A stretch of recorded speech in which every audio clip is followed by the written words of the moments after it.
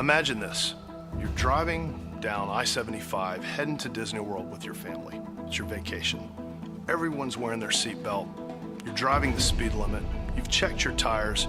You've done everything you can do to make sure that your family's safe. When suddenly, bang, you hear a loud noise from the rear of the vehicle.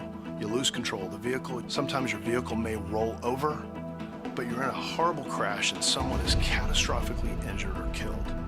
And it turns out that the reason that happened was because of something called a tread separation.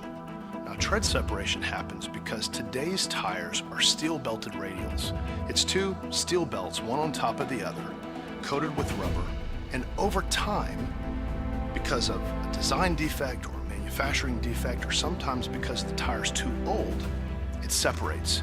And it happens at highway speeds instantly when you don't expect it. And even if you do everything right, even if you hold the wheel straight, don't slam on the brakes, it can still sometimes cause your vehicle to lose control and end up in a terrible crash. So why does that happen? Well, one thing is sometimes the tires aren't designed well.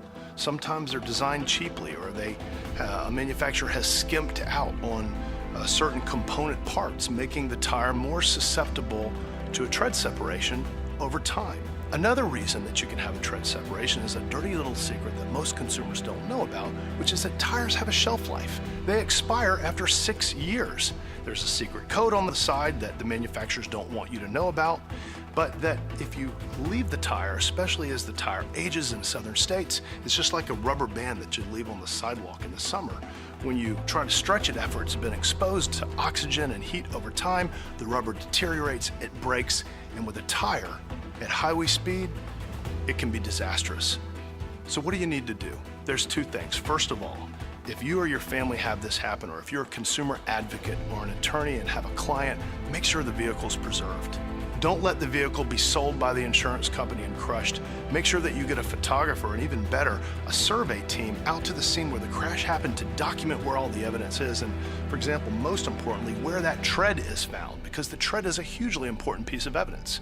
And second of all, be aware that there are time limits that apply to these cases. There's something called a statute of limitations that, for example, here in Florida is 4 years, but other states have much shorter limits. And there's also sometimes with the product liability case, something called a statute of repose that deals with whether the lawsuit can be brought because of the age of the product or the tire itself. So be aware of these things because these cases are important. They're important to make sure that an injured family has the opportunity to have compensation through the civil justice system, but equally important because lawsuits and product liability cases are the economic incentives that we constitutionally have in this country to make sure that manufacturers have an incentive, an economic incentive, to make products safe.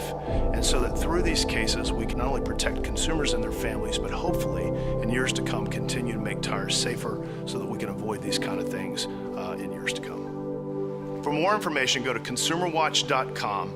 This message is brought to you by the Newsome Law Firm.